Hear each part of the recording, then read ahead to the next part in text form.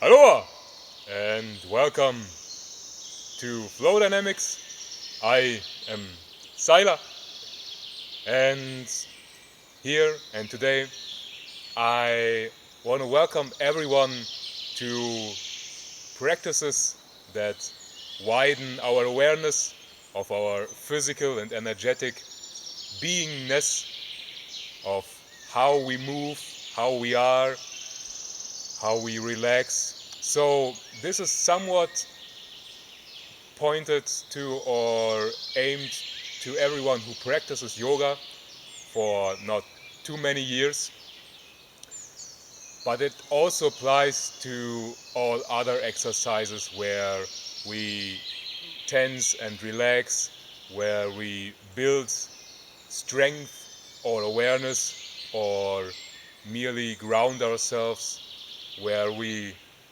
balance within our body and awareness, or merely express excess energy. But I will take yoga asanas, meaning the positions within the commonly known yoga systems, as a reference or an example. So, as always, let's pay attention to how we direct our awareness, where we move our attention, what we input and output. Of course, let's be loving and nurturing of ourselves and then of others, but first of ourselves.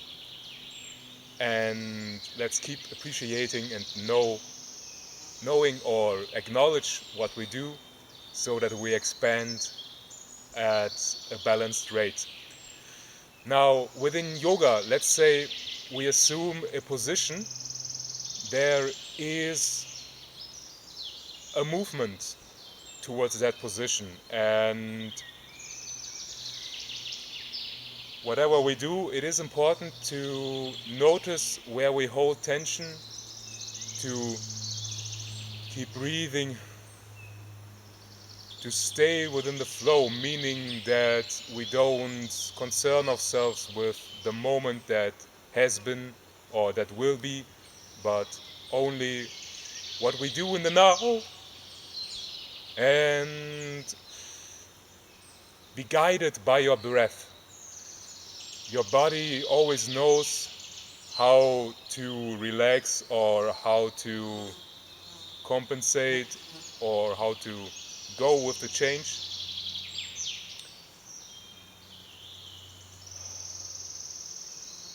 So whatever position that we target, let's say I want to move into the warrior 2 position, then I might have forced my energy at some points. Of course, talking while it is also not a good idea, but I might have forced my energy to get to this position when on every given day, with every given moment, there is a different movement that is the most easiest to get to that position. So sometimes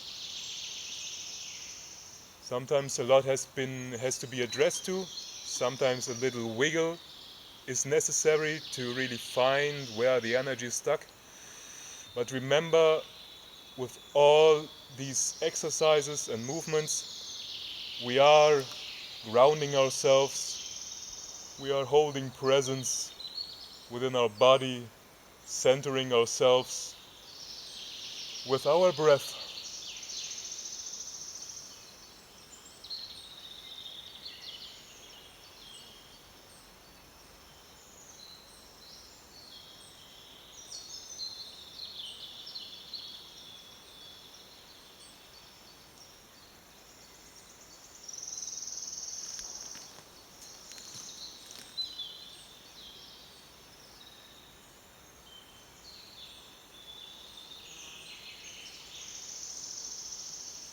Now, what I really mean to say here is important is that we don't listen to other masters or teachers, gurus that want to tell us how to move our bodies.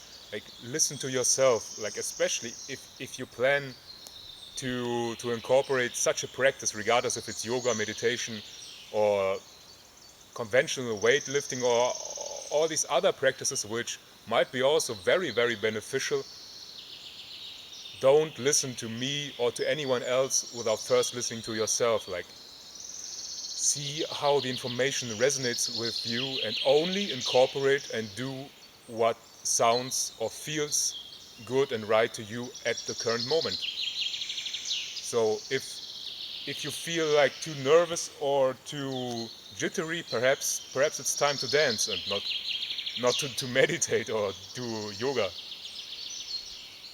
Or perhaps sometimes singing or humming is really what calms the nerves down, or the flies around you.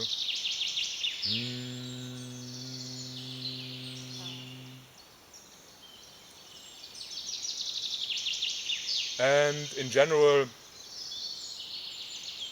be allowing of yourself. Allow yourself to move in a natural manner that is not forcing. Allow yourself to feel into your body. Where do you want to build flexibility? Where do you want to regain awareness or a natural flow first? Where are the biggest blocks? Where are the currently small tensions that might be even more important to address to in the moment?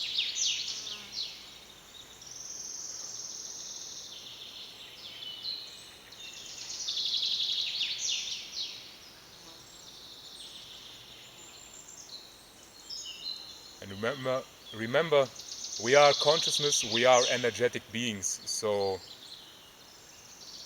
it's all about joy and fun in the moment, even if it looks like a slow movement. We are directing ourselves, and we may be still exploring ourselves, our environment, which there is no separation really within yoga or meditation or any kind of activity really, when we may spare the awareness to not focus on productivity or a given routine or a specific movement that would take most of our attention. And if you do this, you may also notice how given tensions or responses within your body consciousness are connected to other people or other energies. Not to take anything personal, but merely to acknowledge and appreciate yourselves for having drawn anybody else and for sharing this moment in your reality with somebody else or me or all these beings of consciousness that surround us. And of course, if you do this in nature or in general, ground yourself and perhaps connect through the building structure, like a house, to the earth. Remember that we can always be grounded. Like, even when we are not on this planet, we may still be the center of our universe. And if you are in nature, you may also connect to the trees or plants, to the air, to the currents or flows around you, to the ground beneath you, to animals.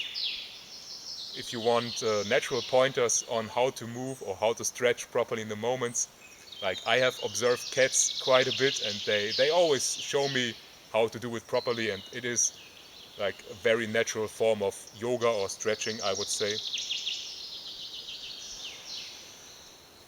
And that being said, it's probably enough for one video. Please feel free to comment or to ask, to reply, to give me any kind of feedback on what I may cover in the future. I know that as of the state that I am releasing these videos, they are barely viewed, but there is a potential in the future for more viewers, and I'm aware. So yeah, I trust we all have fun and relax ourselves, even even are allowing of natural state of or of an expression of excess energy when we are moving with big tension or moving heavy weights or doing fast erratic movements. Even then it is always possible to listen to yourself, to incorporate more of your knowing, of your love for yourself, so that you know how to express more energy or how to make it more, not just fluid, but more easy for yourself, so that everything may become more efficient, more pleasurable, and just more fun to exist here and now in this reality. I am Styler, Aloa, and well, I'm looking forward to incorporate more ease with you.